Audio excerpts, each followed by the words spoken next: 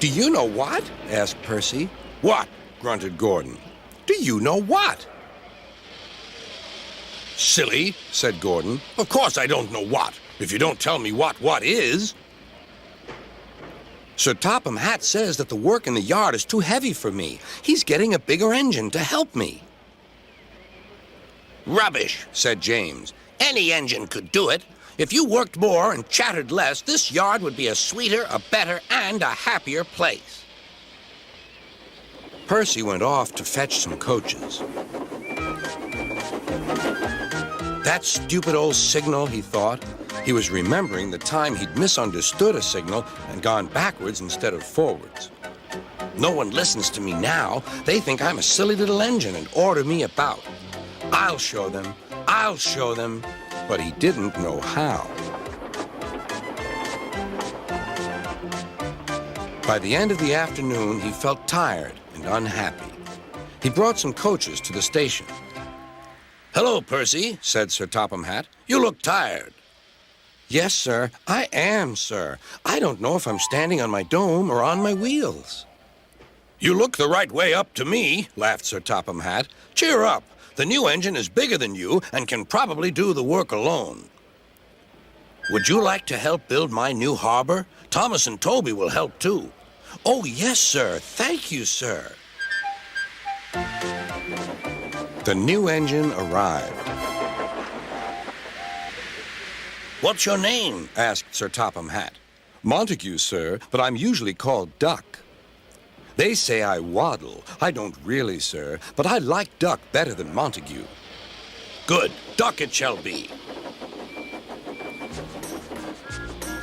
Here, Percy, show Duck around. The two engines went off together. Soon they were very busy. James, Gordon, and Henry watched Duck quietly doing his work. He seems a simple sort of engine. We'll have some fun and order him about.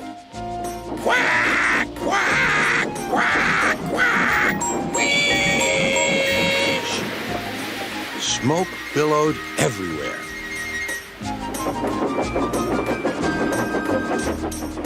Percy was cross, but Duck took no notice. They'll get tired of it soon. Do they tell you to do things, Percy? Yes, they do, answered Percy. Right, said Duck. We'll soon stop that nonsense. He whispered something. We'll do it later.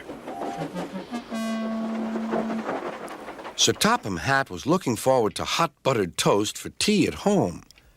Suddenly, he heard an extraordinary noise. Wheeze! Bother, he said, and hurried to the yard.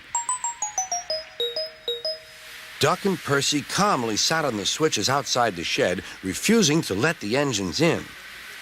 Gordon, James, and Henry were furious. Stop that noise! Bellowed Sir Topham Hatt. They won't let us in, hissed Gordon. Duck, explain this behavior. Beg pardon, sir, but I'm a great Western engine. We do our work without fuss. But begging your pardon, sir, Percy and I would be glad if you would inform these engines that we only take orders from you. Quiet, said Sir Topham Hatt. Percy and Duck, I am pleased with your work today, but not with your behavior tonight. You have caused a disturbance. Gordon, Henry, and James sniggered. As for you, thundered Sir Topham Hatt, you've been worse. You made the disturbance. Duck is quite right. This is my railway, and I give the orders. After Percy went away, Duck was left to manage alone. He did so easily.